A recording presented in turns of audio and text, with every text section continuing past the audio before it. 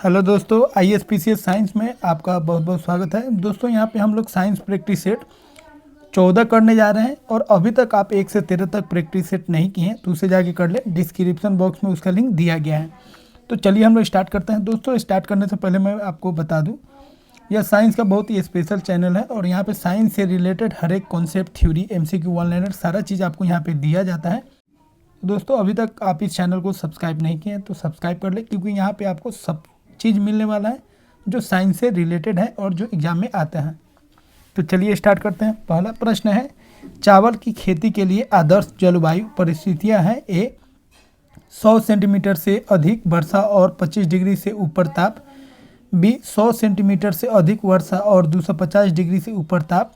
सी पूरी फसल अवधि में कुछ गर्म और शुष्क जलवायु। डी फसल की पूरी अवधि के लिए ठंडी और नम जलवायु। तो सही आंसर हो जाएगा ए 100 सेंटीमीटर से अधिक वर्षा और 25 डिग्री से ऊपर ताप। ये अनिवार्य होता है चावल की खेती के लिए। अगला प्रश्न है, दो उत्तरोत्तर श्रृंग अथवा दो उत्तरोत्तर गर्त के बीच की दूरी को क्या कहते हैं? ए आयाम, बी तरंग दैर्ध्य, सी आवृत्ति, डी विस्थापन। तो सही आंसर हो जाएगा बी तरंग दैर्ध्य। अगला प्रश्न है, भारी मशीनों में स्नेहक के रूप में निम्नलिखित किस वस्तु का इस्तेमाल किया जाता है? ए बॉक्साइट, बी ग्रेफाइट, सी फास्फोरस, डी सल्फर। तो सही आंसर हो जाएगा बी ग्रेफाइट। अगला प्रश्न है, स्पंज क्या होता है? ए कवक, बी पादप, सी जीवाश्म, डी जीव। तो सही आंसर हो जाएगा डी जीव। अगला प्रश्न है, एक बीकर 4 डिग्री सेल्सियस पर पूर्णतः जल से भरा हुआ है। जल ऊपर से होकर बहने लगेगा यदि इसे ए 4 डिग्री से ऊपर गर्म किया जाए, बी 4 डिग्री से नीचे ठंडा किया जाए, सी ए और बी दोनों, डी इनमें से कोई नहीं। तो सही आंसर हो जाएगा सी ए और बी दोनों। 4 डिग्री से ऊपर गर्म कीजिए या 4 डिग्री से नीचे ठंडा कीजिए, ठीक है, दोनों पर जल जो है बाहर निकलने लगेगा। अगला प्रश्न है, भूमंडलीय तापन का मुख्य कारण किसका वृद्धि है? ए नाइट्रोजन के ऑक्साइड, बी सल्फर के oxide, C carbon dioxide, D carbon monoxide. तो सही आंसर हो जाएगा सी कार्बन डाइऑक्साइड। अगला प्रश्न है, ध्वनि को आंखों के रूप में प्रयोग करने वाला प्राणी है? ए सांप, बी कुत्ता, सी चमगादड़, डी बिल्ली। तो सही आंसर हो जाएगा सी चमगादड़। अगला प्रश्न है, एक ट्रांसफार्मर मुख्यतः बदलता है? ए धारा को, सी आवृत्ति को, बी वोल्टेज को, डी पावर को। तो सही आंसर हो जाएगा बी वोल्टेज को। अगला प्रश्न है, आयनीकरण ऊर्जा के आवृत्ति रुझानों के आधार पर किस तत्व में सर्वाधिक आयनीकरण ऊर्जा होती है? ए हीलियम, बी ब्रोमीन, सी क्लोरीन, डी नाइट्रोजन। तो सही आंसर हो जाएगा ए हीलियम।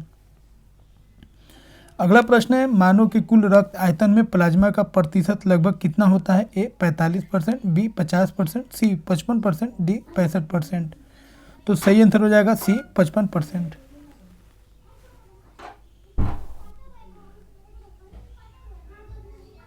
अगला प्रश्न है, जीवाणु ब्रैकेट बैक्टीरिया कौन सी बीमारी पैदा करने वाला जीव है? ए मलेरिया, बी एड्स, सी गलसुआ, डी यक्ष्मा।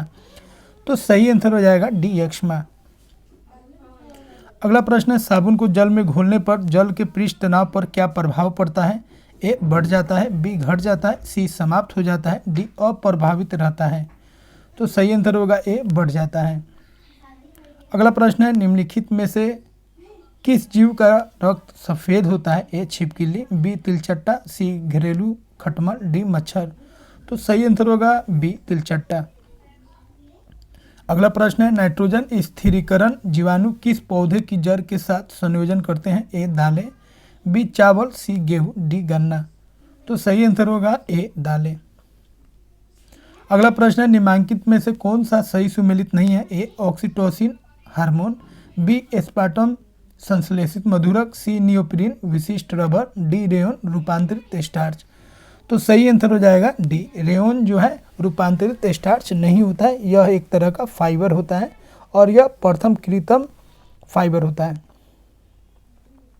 अगला प्रश्न है, निम्नलिखित में से कौन सा पदार्थ प्रोटीन नहीं है? ए कपास, बी केस बाल, सी लूता रेशम, डी खूर। तो सही आंसर हो जाएगा ए कपास। कपास जो होता है वो प्रोटीन नहीं होता है, बाकी जो है केस बाल, लूता रेशम और खुर जो है यह क्या है? प्रोटीन है। अगला प्रश्न है, नाभिकीय रिएक्टर में न्यूट्रॉन को शोषित करने वाला तत्व है? ए कैडमियम, बी जस्ता, सी यूरेनियम, डी सीसा। तो सही आंसर हो जाएगा ए कैडमियम।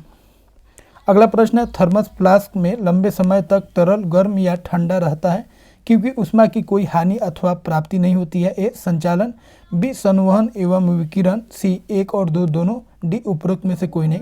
तो सही आंसर हो जाएगा सी 1 और 2 दोनों, मतलब संचालन और संवहन और विकिरण।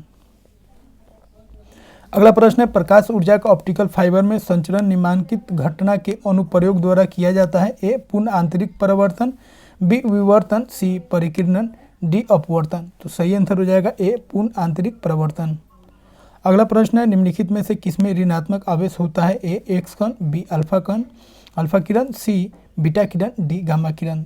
तो सही आंसर हो जाएगा सी बीटा किरण। बीटा किरण का चार्ज कितना होता है, -1 होता है। अगला प्रश्न है, माँ का दूध नवजात को लगभग संपूर्ण आहार प्रदान करता है किंतु इसमें निम्नलिखित का अभाव होता है। ए लोह, B calcium, C magnesium, D potassium. तो सही आंसर हो जाएगा ए लोह। तो माँ के दूध में लोहा की कमी होती है।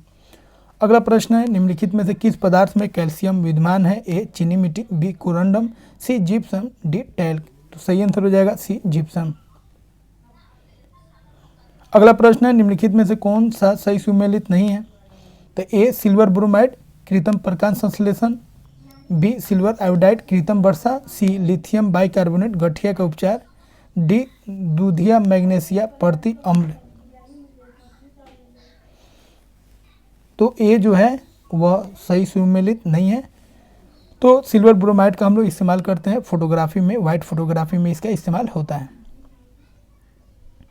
अगला प्रश्न है, टरबाइन व डायनेमो से बिजली प्राप्त करने में किस ऊर्जा को विद्युत ऊर्जा में परिवर्तित करते हैं। ए रासायनिक ऊर्जा, बी सौर ऊर्जा, सी मैकेनिकल ऊर्जा, डी मैग्नेटिक ऊर्जा। तो सही आंसर हो जाएगा सी मैकेनिकल ऊर्जा।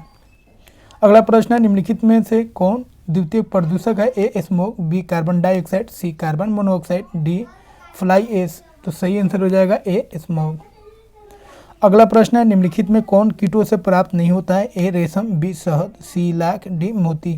तो सही आंसर हो जाएगा डी मोती। मोती जो है कीटों से प्राप्त नहीं होता है, बाकी तीनों जो है वो कीटों से प्राप्त होता है।